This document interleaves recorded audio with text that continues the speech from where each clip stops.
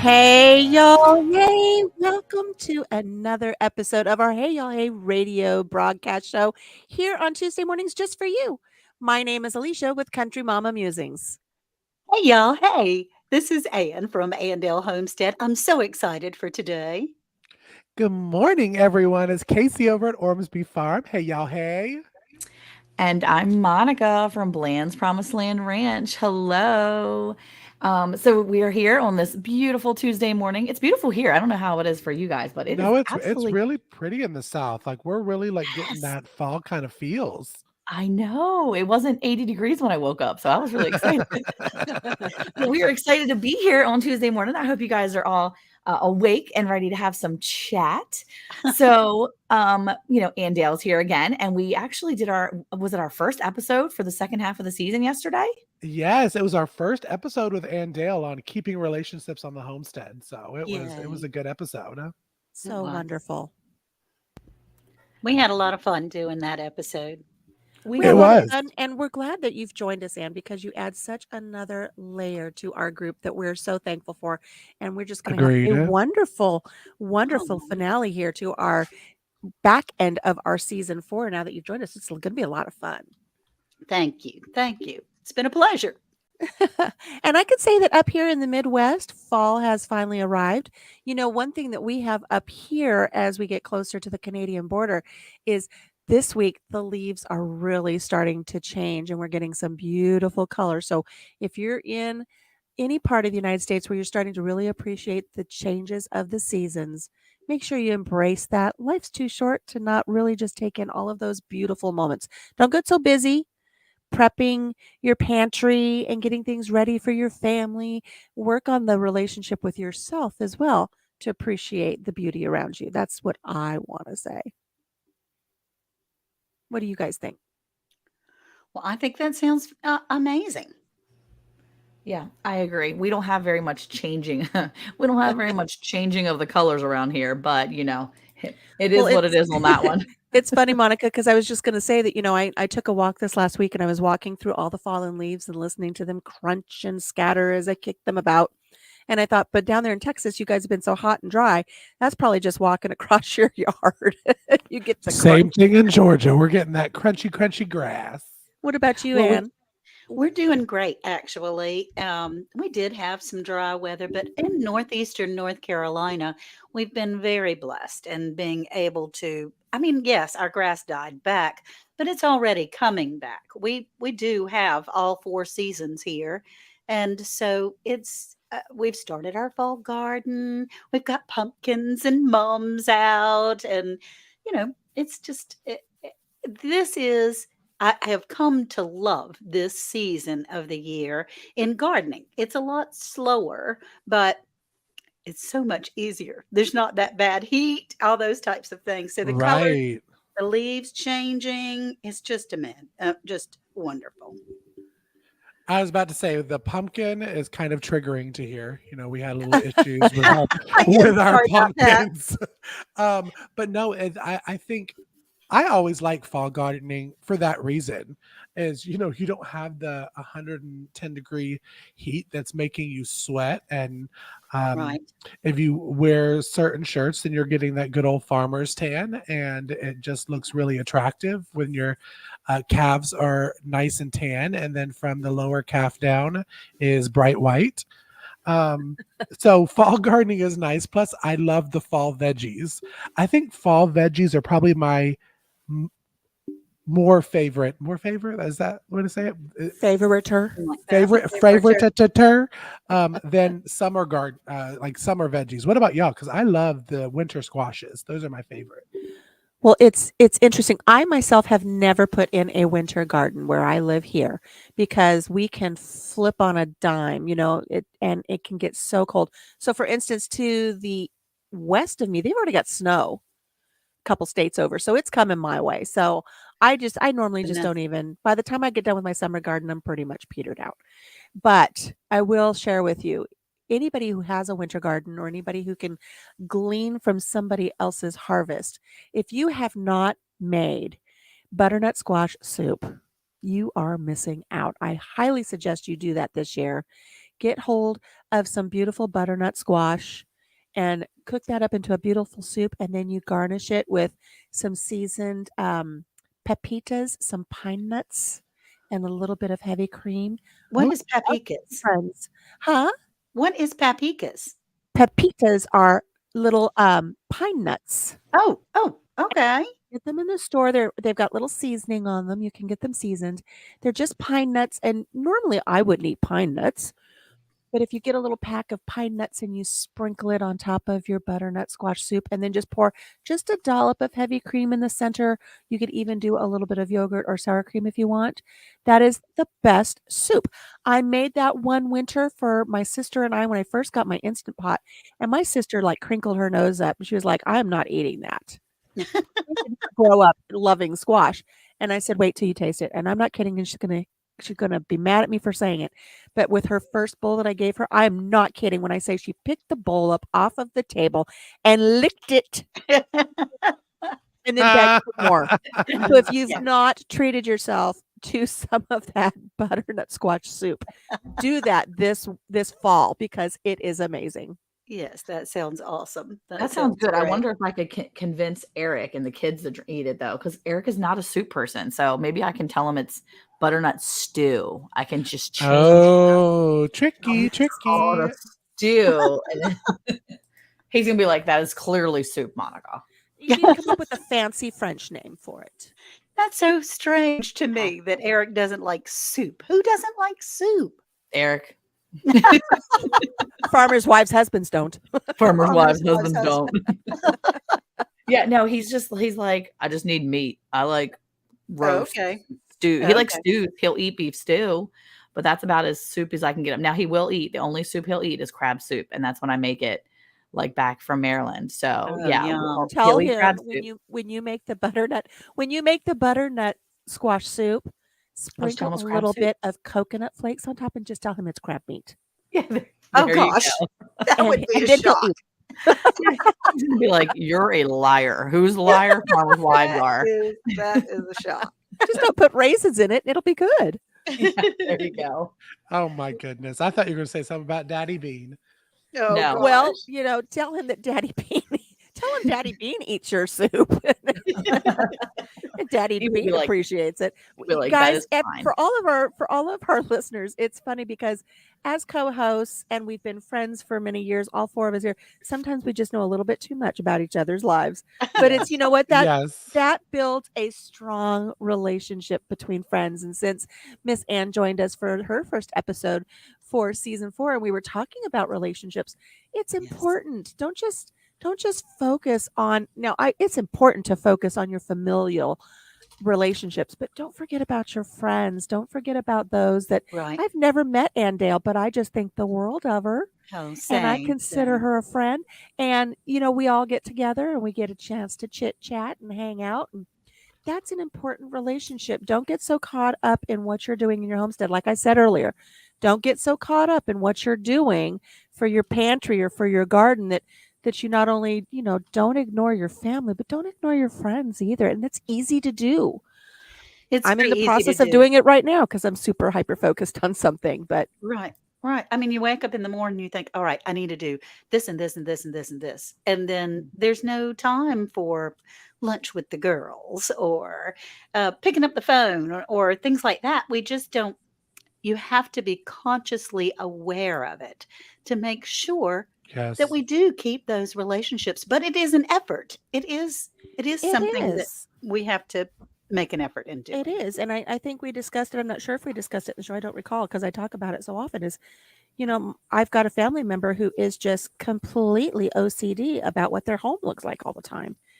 And whenever we visit and I want to do something with her, it's like, wait, I got to do this. I got to polish my faucet on my sink before I can even walk out the door because it's got a water drop on it. And Right. I told her one day, I said, look, when you die and we're all standing around your casket, nobody's going to say, I really remember the time that she kept that faucet looking so beautiful. Right. No, you're going to remember the time that you went to lunch with your girlfriends, like you said, Anne, get together with lunch Right. with the girls. Take the time to be there and be present Yes. because that's what people are going to remember. When I die, I certainly hope the kids don't remember the status of my kitchen, but I hope they remember the time that we, went to the harvest festival like we did this last weekend with the grandkids and spent time with them running around and playing on haystacks and picking out sorry, Casey, their pumpkins and all kinds of fun things. Agree. That's what's important for all Yeah. of the relationships in your life. Well, Alicia, I'll say that I really hope somebody says when I'm gone, Casey did change out the pillows every season because I work very hard on that. I'm just saying. Oh my gracious. Well, yes, it is important to snatch those moments. But I have also found that because we're all busy and we all have things that we have to take care of in our home, a lot of things besides just the spots on the sink, that our relationships online here have developed in my life, that I feel like I have some really good friends that I have never actually laid my eyes on. So Mhm. staying involved in the world can be done in more than one way. Exactly. Exactly.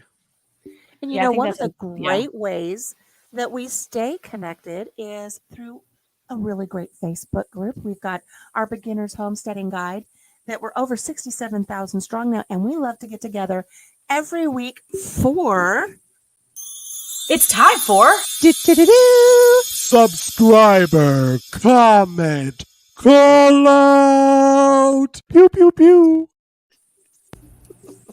We love to get together and share what you guys put up for us and all of the members of the group to discuss in that Facebook group as we grow together, taking care of our homestead. So, who's going to take this first one from Trish Mulvaney?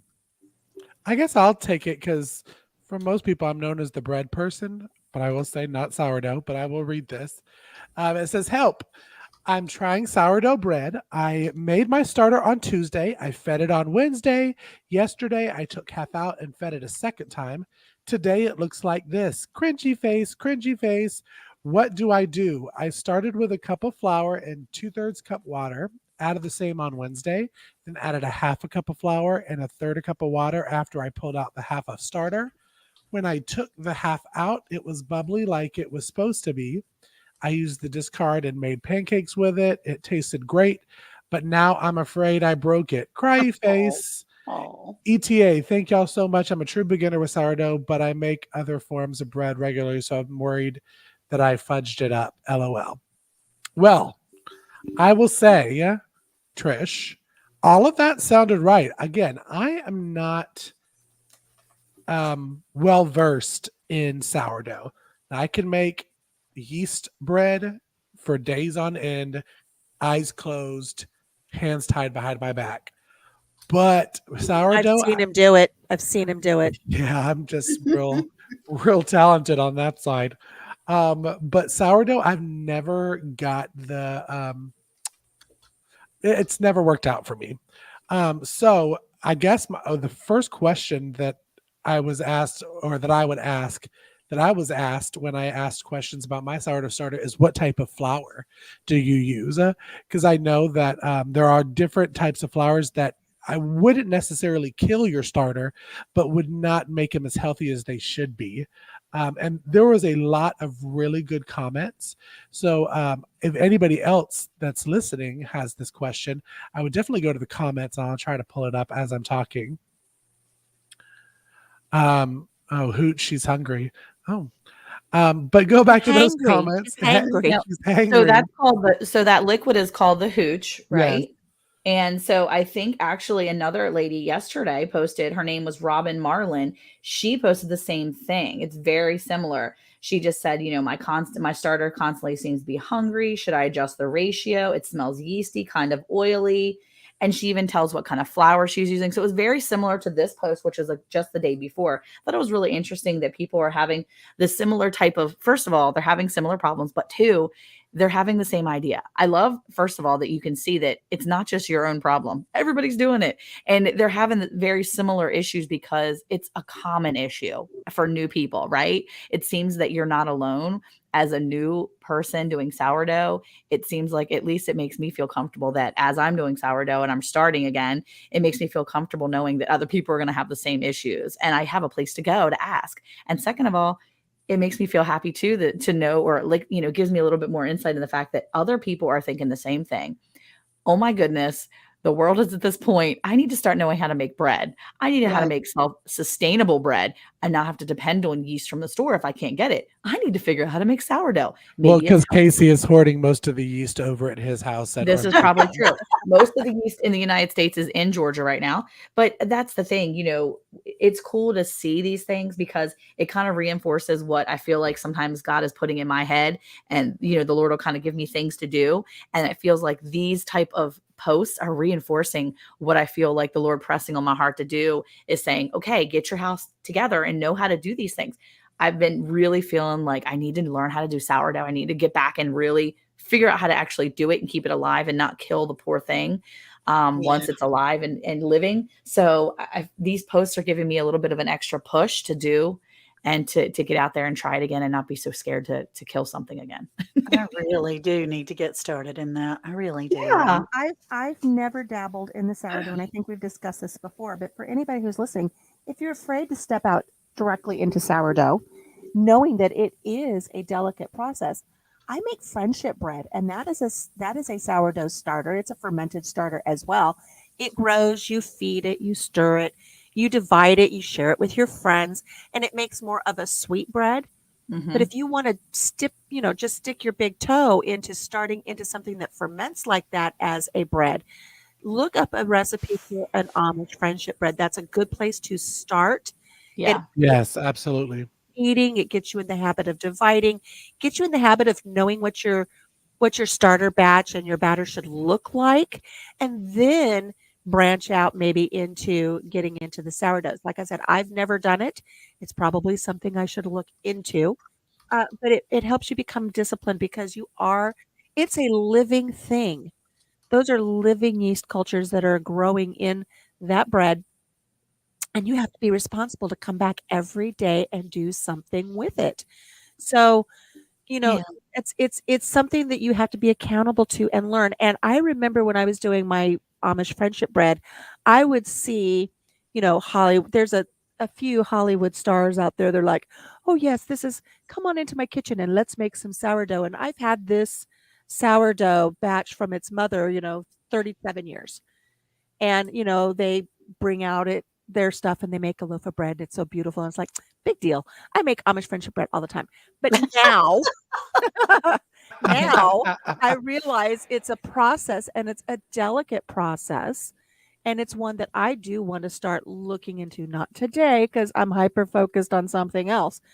But it is something to look into. And one thing I wanted to point up, which I'm sure I didn't get to read all of the comments on those or anything, but I'm sure it's been brought up, is if you're going to be making your sourdough, whether it's the Amish friendship sourdough or a traditional sourdough, make sure you're using good water. Make sure you're using good ingredients. A good way to kill your sourdough is to get your water straight out of the tap if you live in a place where your water's chlorinated and Oh, no. has all of the heavy ingredients in it. So I'm sure that these ladies were making sure they had appropriate water. But I do want to put that out there. You can't just turn on the tap with all of those chemicals, especially if you have city water, and then throw it in your sourdough because you're going to kill it. You need to have good water. Um, Hmm. good clean Well, ingredients is what I would say. Now, like I sure. said, I don't know if it's been mentioned, but I love that it's called a hooch. Yeah, I will say a lot of people did mention water, but a lot of it was just that it needed to be fed at a 1-1-1 ratio. I think it was kind of what the synopsis was for most of the Yeah. comments. Also, anytime you're dealing with any type of sourdough, you want to make sure that you don't introduce any type of metal. Make sure that your container does not have, like, for instance, if you're going to use a really nice jar, let's say you're going to use one of your canning jars, and then you put the lid on top, and that's a metal lid. I mean, it does have a little bit of well, anyways, don't use a metal spoon. Don't use anything with, now look, here's a metal lid, but if that starter were to bubble up and touch that metal lid, it's my understanding that it's going to be very detrimental to your starter. Oh, She's got a very big jar. I doubt that it's going to bubble up to that point. right. But I was always told you don't want to introduce anything metal. So if you're going to feed your starter and stir it, you want to use a wooden spoon. That's what I recall from my very limited experience with sourdough. Okay. I think there are like sourdough tops now that are supposed to go on to, a very Tata hold your pinky up kind of lid that's supposed to be the metal free ones, because I have heard that also, that if the sourdough does touch the metal or a metal spoon, that it can irritate and possibly kill that starter. So Right. Okay. Now, Well, I did purchase some plastic lids, like the fermenting lids. yes, So I uh-huh. have a number of those. I'm sure they would be fine. Oh yeah, I'm sure those are probably like primo. yeah. Yeah. And another really neat trend that I don't think was mentioned in there, I'm not sure, but once you have established your sourdough starter, you name it. It has not just Hooch. I mean, you could name it Hoochie Mama if you want to, but you name your starters. And I honestly, I can't recall what with my friendship bread. I actually named my mother batch, and I can't remember what I named her, but I saved some of her, and she's in the freezer. I could just take her out and thaw her and start her over again when I want to. But Okay. it's really fun, and I think it would be fun if people would put in the comments if they've had any type of a sourdough starter, whether it's the Amish Friendship bread or a true traditional sourdough. If you've named your batch, I'd love to hear what the names are, because that just kind of gives it another fun element. And now you're a little bit more emotionally attached, like, oh, gotta go feed, Betty. And people are like, what? Oh yeah, Betty's on the counter. Haven't fed her since yesterday. I'm gonna go throw some water and flour at her. People are like, what in the world are you talking about? Oh, it's my sourdough starter. Oh my goodness. Well, I do have some. I've never made sourdough. The thought of having to feed something else in my home does make me nervous. But I do have some dried sourdough start that I won actually from Laura from Hedgehog Homestead. And it's in a little baggie, and it's like little dried breadcrumbs, kind of flat things. You kind of like reconstitute it and get it Yes. started. Yes. It's And- alive. It's alive. And so that's interesting, but I've never had the nerve to start it because I've stuck it in my pantry to keep for hard times. And I haven't Well, had and if you do that, you have a dehydrator, correct? I do. Okay, so what you do is you take a chance, learn how to make sourdough, and when you get that first discard, or when you get a certain amount and you get it going a little bit, go ahead and dehydrate your own. That way, you now have your own dehydrated sourdough Okay. for hard times. So if you kill your poor baby later on, you have more that's already there. I did that when I was making mine. I was able to dehydrate some, and then I was able to kind of keep some. So I have some that I can go from dehydrated as well. So I know that I can do it. I just have never gotten to the point to bake with it. I know how to keep it alive for about 2 weeks. Okay. And then after that, it just goes downhill and I kill it. Because So I here's get, a key tip. Don't name your sourdough after a beloved relative. Like, oh, I killed grandma today. Oh gosh. Don't do that. yeah. So Gail was saying, Oh Gail, my word. in YouTube, Gail was asking, she said, she has the maybe the mason jar with the metal lid. So what I did was I had a mason jar. I actually had a 1/2 gallon mason jar that I used because I knew I was going to get a lot. So I started. And so what I did was I used the ring, but I added cheesecloth to the top. So I used the ring Yes, only. I didn't put the metal lid on. I didn't put that metal because you definitely want a little bit of air to go in and out. That's good. That's not bad for the air. And so I was definitely using the cheesecloth. Even a paper towel would probably work. And then use the ring itself, not the lid, not the seal portion, the middle, but just use the ring to keep that on and to keep the bugs and things like that obviously out of it. If you have little gnats, I mean, I live on a farm. I have gnats perpetually, or flies or gnats in my house. So I name them too. Yeah, so exactly. So I've got to make sure I have something to cover it. I could never have something uncovered like that and not take a chance of something getting into it. So yeah. Monica, could you also read out the comment on Facebook? Because it doesn't show the name up. Oh, yeah. It says, oh, there you go. Robin Marlin. Oh, yeah. Okay. She came on. I commented on hers too, because what I did was she actually was another person that posted about her sourdough. And so she came and says the metal lid has a plastic kind of cardboard layer on the inside. So even if it did bubble up, it wouldn't touch the metal. Oh, and she said, good. but I have changed that lid out for a coffee filter since my post. See, there you go. That's perfect. Yeah. So Awesome. that's really good to know that there, is another person that's doing this. They're seeing that things that, you can make some changes as you're going on. But yeah, that's great, Robin. I'm really glad. Hopefully Oh, everything went Tatler well. lid would be great. Yeah. So that's really exciting. Yeah, coffee filter works wonderful. I've used that before. Whenever I make kombucha, I use a coffee filter or cheesecloth. So whatever's there and big enough and it works. So those type of things will definitely work great. So great job, Robin. Great job. So Gail was asking about the cheesecloth. Yeah, you would put the cheesecloth over the jar and then just screw the ring on top over that cheesecloth. So the cheesecloth's not going to go anywhere. It's not going to get knocked off. Yeah. It's secure, but your mother can still breathe. Yeah. Word to your mother. I mean, you might be able to use a Tadler lid for the sourdough starter, but I wouldn't put anything solid on the top, honestly. I would probably put something that's breathable. If you use the Tatler lid, you can just don't put a ring on it and cinch it down tight. Don't that's put the thing, anything too. it has to burp. It has to breathe.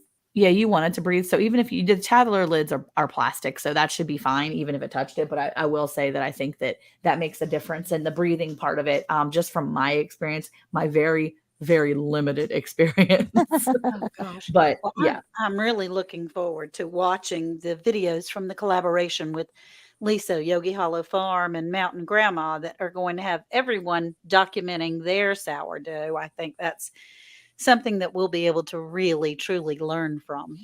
Agreed. Yeah, for Agreed. I'm going to be yeah. watching just to see what everybody names their starters. oh my word. So, I mean, Gail, no pressure, but you got to name it something really good now because we may call you out on the show Yeah. and be like, oh "Oh, my Gail named gosh, it this." yes. Gail would be great at that. Yes, Gail, once you get your sourdough started, you'll have to come over to our Facebook page and join our Facebook page if you haven't already. And then you can show some pictures and give some encouragement for other people that are trying to do their sourdough as well. There you So go. there you Now go. we And then we can know. call you out. That it's going to be perfect.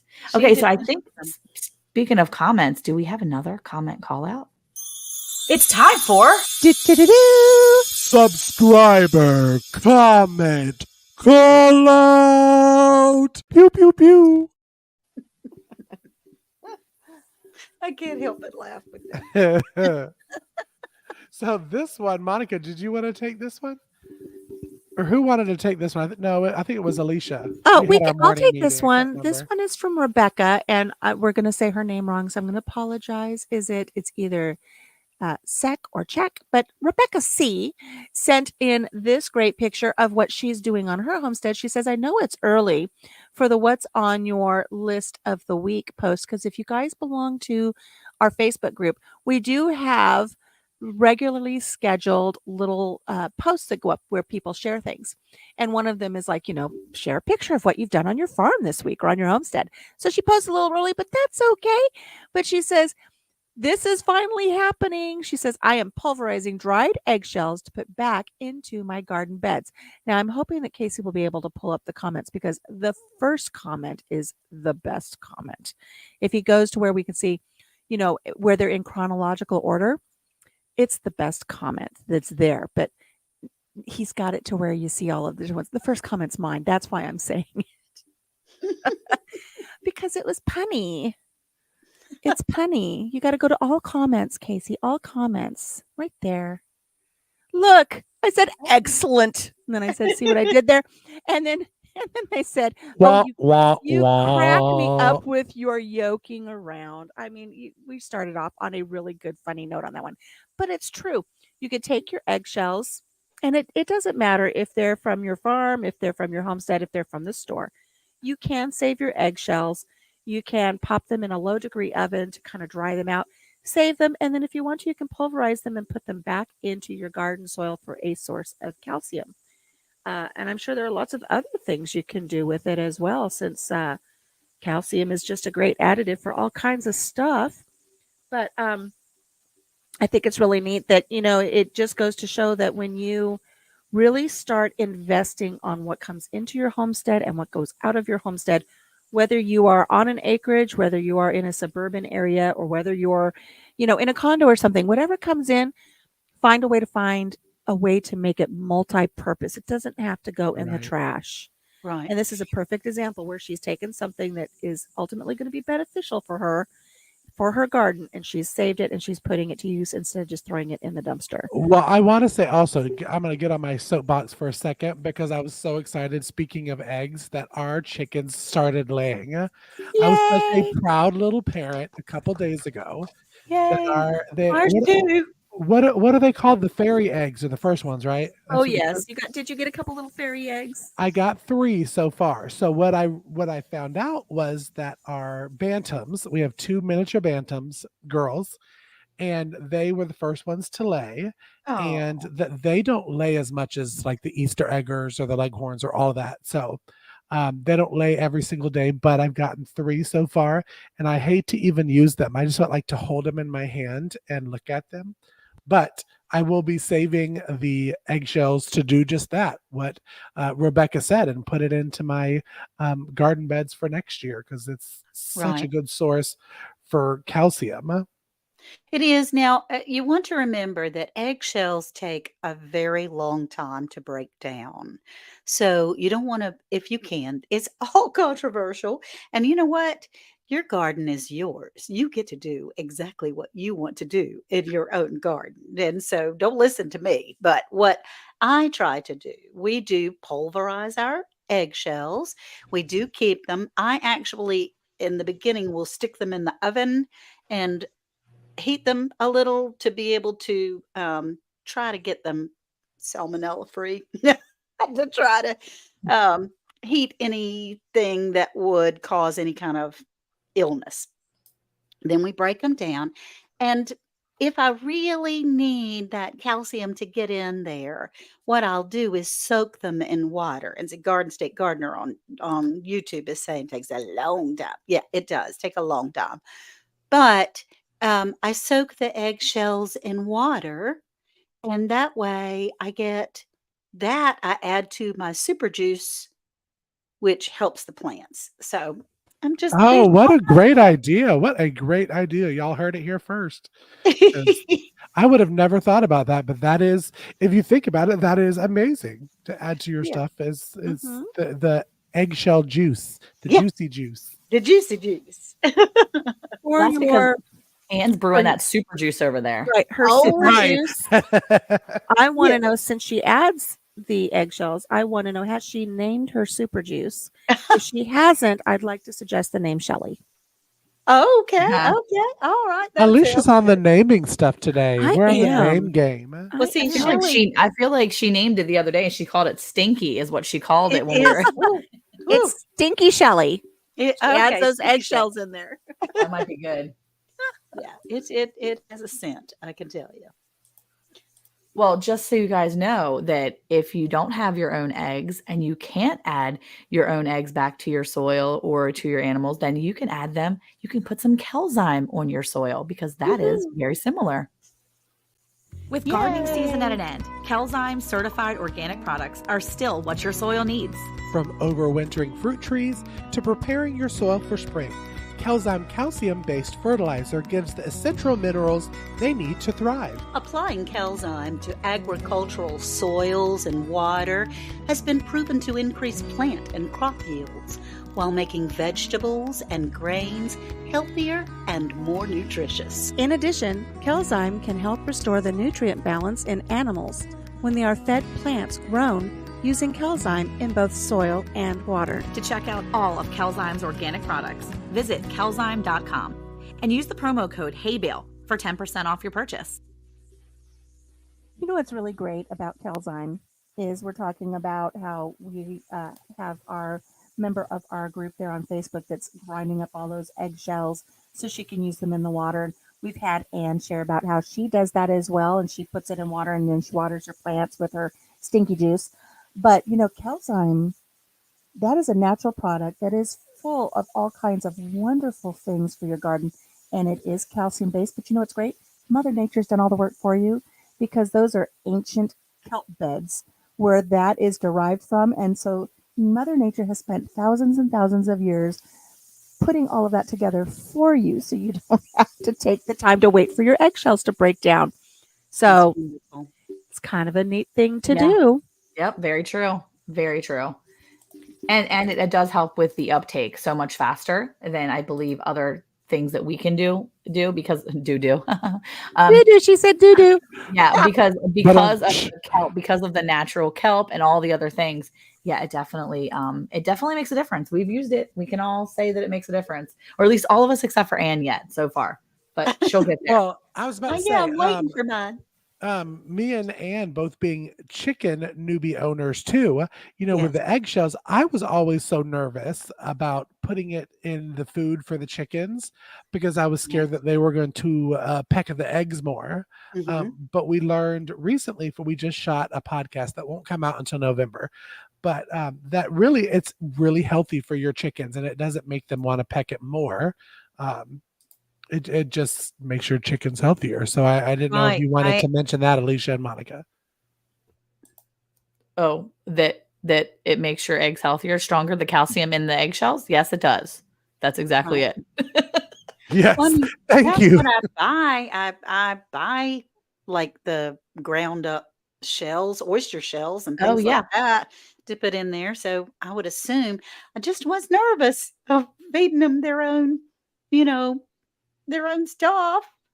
Yeah. And Well, central, the idea that, you're giving them something, you're saving money and you're now giving them something that is there, that you've already gotten by I yourself. know But that, right. it's just nice to be able to save that money and not have to go buy something else and to know Yes. that it's natural from, from what you're already feeding them, that's coming out of them and it's going back into them, if that makes Right. sense. Right. You can get the Well, I word mean, out this morning.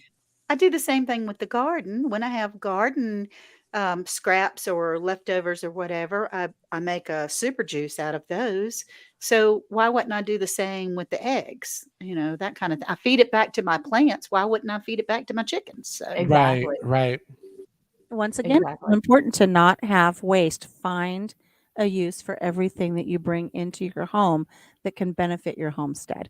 Even if it's cardboard boxes, if you get a shipment from, an online purchase, save those cardboard boxes and then use them later to add to your garden, to knock down weeds. Alicia, is that when we Google accidentally press order on Amazon? Is that what you're talking about? Oh, yes.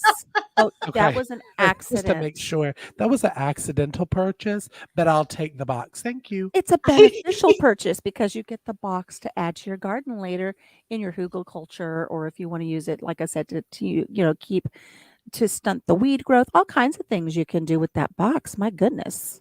that's right. Cha-ching, order away. Order away. And when you do order, make sure that you go over to the Hey Bale link tree.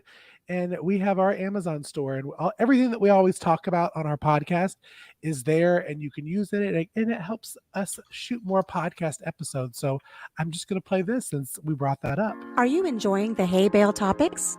To learn more, click on our Linktree link to get all our product recommendations, along with discount codes and more. So yeah, so there. Okay. Well, I think we have another comment call out. It's time for Do-do-do-do. Subscriber comment call out. Pew pew pew. Okay, It so will get old, and don't worry, it's going to get old sooner or later. So, 'cause I I'm think the we one. do. I'm the one that says do, and it's still not old to me because I'm so easy to entertain. I just love hearing it. I guess I am easily entertained. It's just hilarious. okay, so I think this one, I'm sorry, I'm like trying to keep my screens together over here, guys. Got This comment is from Katie C, because I don't know how I'm gonna mess up her last name. Cato. Okay, there it is. Anyway, she's asking about a cattle chute. And I think this is super interesting. And I kind of took this one because this one really hit me because I was like, oh my gosh, yes, you need this. So she says, do I need one of these? If I plan on having cows, one dwarf milking, one to raise and feed us, not sure if I'll need, buy a bull or anything like that. But will I need a calf chute? A friend is selling this one much cheaper than retail, but it looks pretty old. If I need one, I would prefer to cheap, and then I can fix this one up. I'm brand new. And cows were 2 years away or so, but things fell into place sooner by happenstance. And I'm going to say, Katie, there are a lot of comments on this one, but I'm going to say just from my experience, and I am now 9 years into farming and raising cattle. I've been raising cattle for over 9 years at this point, and I wish we would have had one of these from the get-go. If you have a trailer, obviously that's more important than a cattle chute. But if you have a trailer, then your next step is a cattle chute. And the reason why is because if you have a trailer and you don't have a chute, then you're constantly taking your animals to and from the vet, to get their shots, to tidy up their feet if they need feet looked at.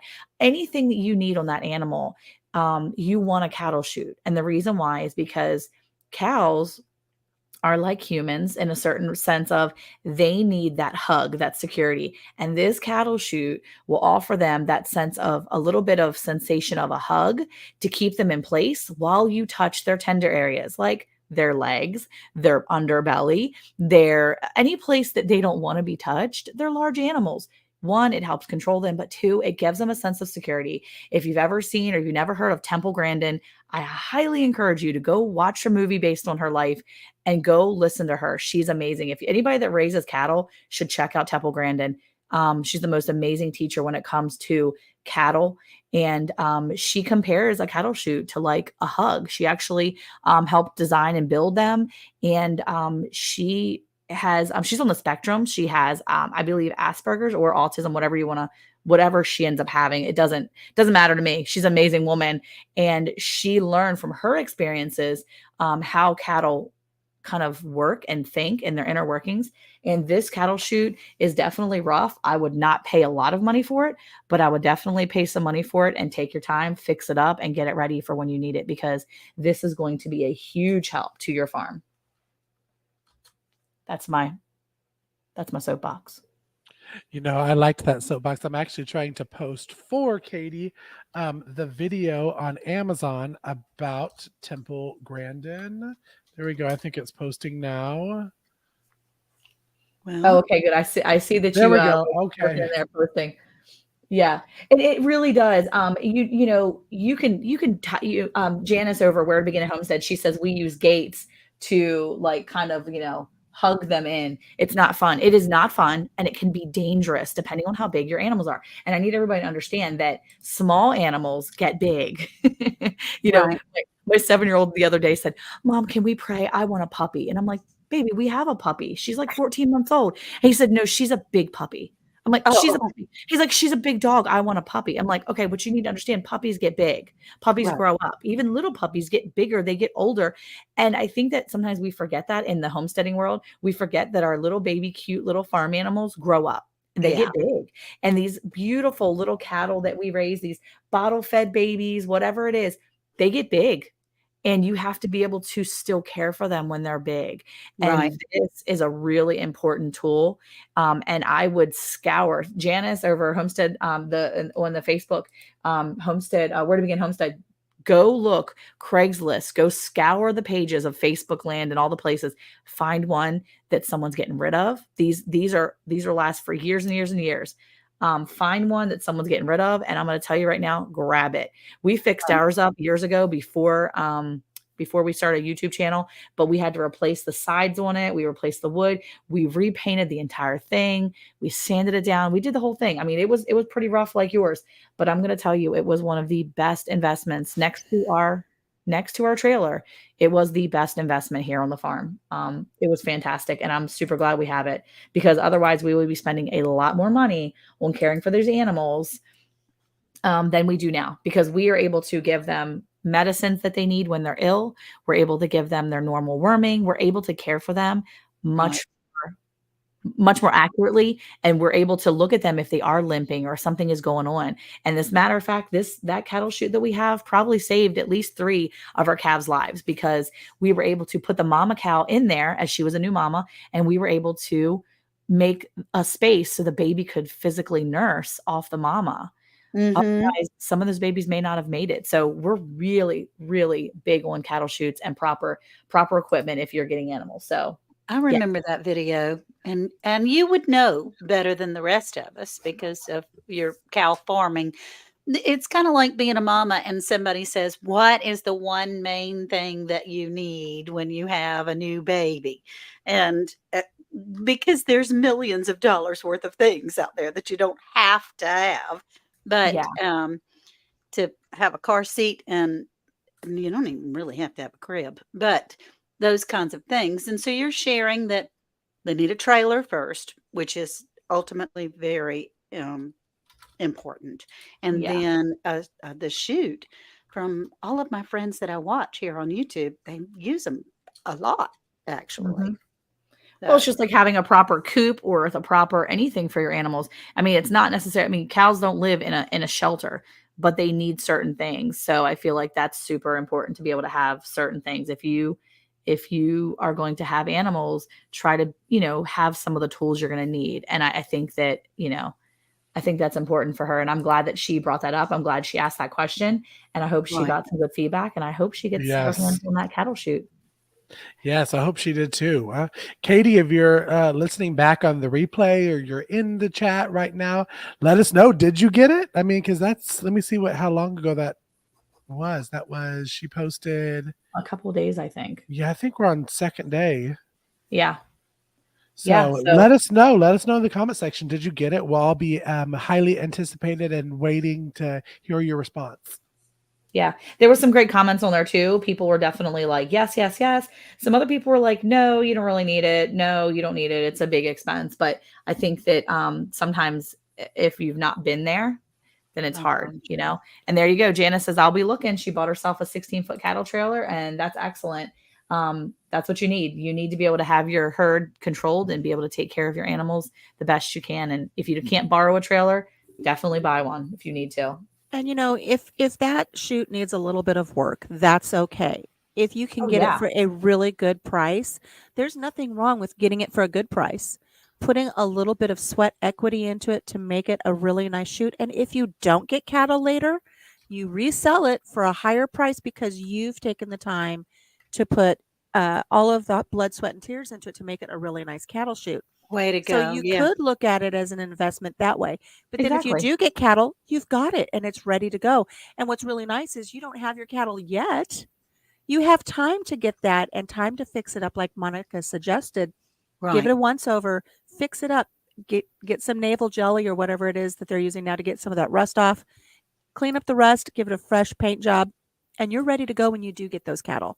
Yep. So if it's a good investment, whichever way you look at it, and you have the funds to do it, and your friend is willing to work with you to give you a really good price, I'd do it. Of course. That's the best way to do it. Yep.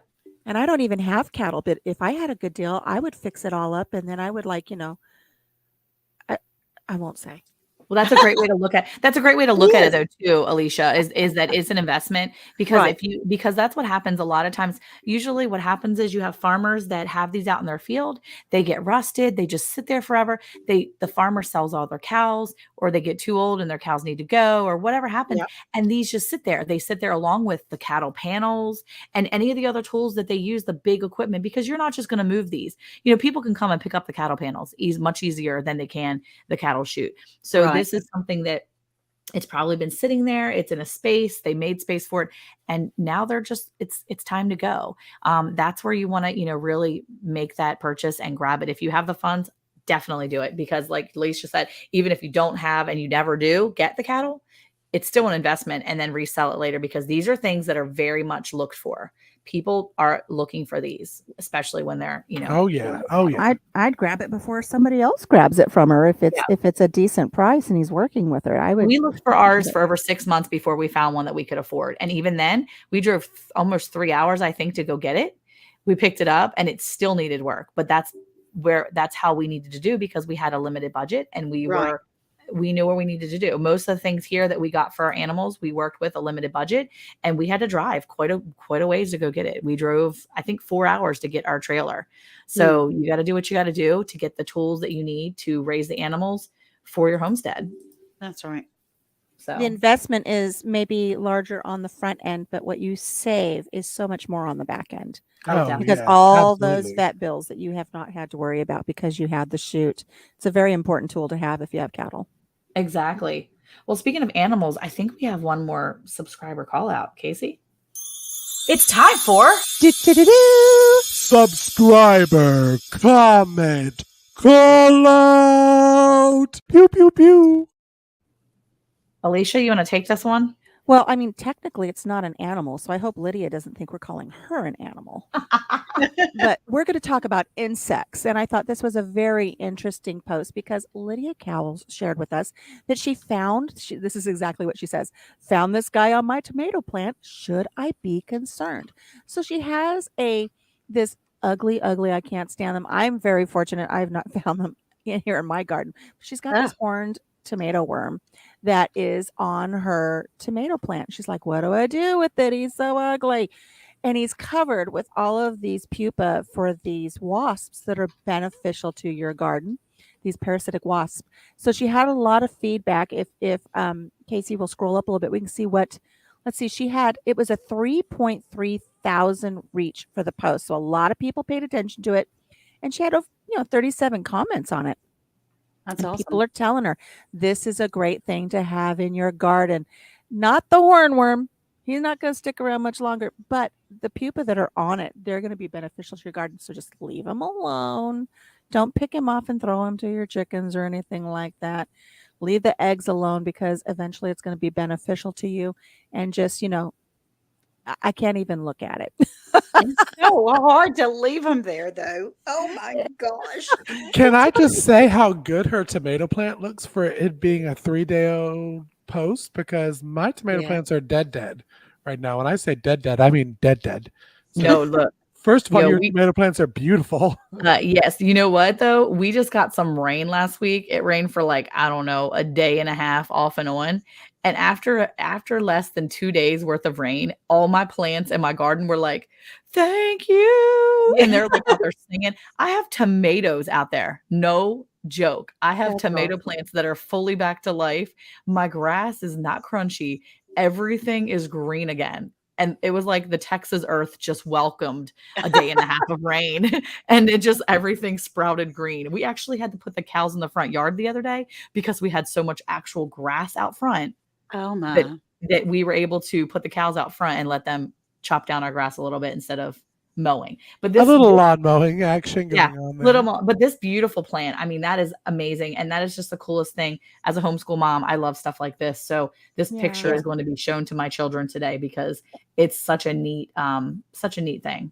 And as people are getting more into gardening and doing things more on their homestead, balcony, where they're going to be growing all of these beautiful plants, it's important to know what pests are truly pests and what pests are beneficial to your garden. And that's why it's so important to share these things within the group, because you get your feedback from people who've already been there. And so you know whether you need to worry or whether you don't. So there are some pests out there that are just not good for your garden, but okay, so like that tomato worm is not good for your garden. But look at how the wasp took care of it for you and laid all of its eggs on there, and that's going to be more beneficial in the long run. So if you could just get past out of leaving him alone. If you find them that don't have the pupa on them like that, then yes, you can go out with a black light at nighttime, and they will just glow like you're at a rave, and then you can pick them off then, and then you can decide what you want to do with them, feed them to your chickens or well, I believe that in that post itself, Jay from Celtic Roots Homestead, Celtic Roots Farm, actually posted a video in there. And this is one of those legal postings of videos in posts right there. What to do about tomato hornworms. You can click that link. It'll take you to a really great video. And the cool thing is that in the video playlist, you're going to see right off the bat, they talk about tomato hornworms. They talk about some shade cloth for your garden. And then right below that, I thought was very interesting. It was how to do sourdough. So I was really excited just now when I clicked that. I was like, well, hot dog, Jay, I'm coming back to your channel because I'm also friends with them. And we've done, we've talked to them before. And so, yeah, I'm going to go put that in my playlist to watch later. So. And Monica mentioned that it's a legal post. And I just want to let people know when you come over to our Facebook group for the Beginning Homesteading, we were just getting inundated with everybody wanting to share their content. And we love that, but it was really choking the newsfeed. So now we have a designated post that comes out on Friday mornings where you're able to share that content. If you have something that's homestead related that you want to share with the entire group, you just pop it into a comment right in that list. However, throughout the week, if you see something that, just like we had this comment or this question here about this tomato hornworm, if you have a video that directly relates to that post, throw it in the comments because it's helpful there. We just want to make sure that we don't flood the news feed. But if it's beneficial, use it as a comment. And if you have something new you want to share it over on Fridays because we have a post set up just for you for that purpose. Sounds like a plan. And one last little bit of housekeeping. If you're in the group, everybody, if you see a post that you don't agree with, just scroll on by. If you've got some really great information to share and you can back that up with some good knowledge, do that, but don't be mean about it. We've had, people like to be armchair warriors and they like to put their opinions out there, but you have to do it nice because we are 67,000 strong now, and we just want to make Yay. sure that everybody see how I put that up there. Stop, everybody, stop bullying. Stop with the memes that put people down. We are a group that wants to help each other. This is not what we're about. We are not about bullying. We are not about, making people feel bad. We want you to feel comfortable when you come to this group and you ask a question. So just, we're all adults in this group. Let's act like it and let's help each other and be kind. That's all I want to say about that. That's right. Yeah. Well, that's important in any situation, but especially in the Beginner's Homesteading Guide on Facebook, to be able to understand that the Lord made us all different on purpose, and that we all have different opinions and different ideas. And there are ways of saying things that I might not do that thing if it were me, or you're dumb, don't do it, you're going to kill somebody. Right. There are different ways Yeah. of sharing your opinion and not being degrading. And it's extremely important on social media if you can't think of a nice way to say it, then just keep that finger rolling, keep that thing Because scrolling. don't say it, Keep y'all, that because finger Scrolling. I've made a post before that I am block happy. I will block and ban from a group very quickly, and I'm not ashamed to say it. I will. So this is a group that we created so that newbies could learn from more Right. veteran homesteaders. And you cannot learn when you ask a question or if you're saying a way that you do it and you feel you're going to get bullied. Don't do it. First of all, it doesn't make you look cute. It makes you look blocked. Because that's what's going to happen. Right. And I Well- didn't block anybody. I didn't remove anybody, but I Yeah. did put the word out there. But what's really sad is the person who posted left the group because they felt bullied. So we Yeah. lost someone who was a top contributor in our group because other people felt that they needed to chastise her. And I will say I went back and I did some research on her original post. There are some social media influencers out there who are very knowledgeable on the topic that she shared, and it's a valid topic. So all of those people that tried to shame and say that it wasn't valid and that it was fake news and that she should be ashamed of herself, all these terrible things that were said, it was a valid method that she shared. And she even said, I just wanted to share this with you guys and you're all coming at me. It was really, really sad. So everybody just, be nice and be kind. And I think that's just where we're going to close out this show today, is just be kind to each other. Enjoy the group. It's there for your benefit. We want everybody to feel safe in posting when they have a question, safe in posting when they feel that they want to share something that they feel would be beneficial to everyone. And, we are a really great group, and let's keep it that way. And, in that group, we share with you that we come to you every Tuesday after our podcast drops on Monday. So our podcast drops on Monday. Every Monday, you're going to have a podcast hit. And then on Tuesday, we come here on this little bit of a radio show to share with you a little bit about that podcast and then to pull up these subscriber comment call outs. So we're here for you guys. So we really appreciate that you take the time out of your busy day to join us. We hope you get something out of this group. We hope you enjoy listening to us because we sure do enjoy listening to ourselves talk. I know I do. And we just love being here for you every week. And we hope you'll join us again next week. So make sure that you tune in. And until then, have a really safe week. Take care of yourself. Take care of each other. Have a blessed week. And we will see you next time here on Hey Y'all Hey. Hey, Monica, did you know it's now even easier to listen to Round the Hay Bale podcast? What? Really? How easy? That's right. All you have to do is say, Alexa, play Round the Hay Bale podcast. Playing Round the Hay Bale podcast on Apple Music. Oh, we're really fancy now. Tune in to Round the Hay Bale every Monday at 9 a.m. Central.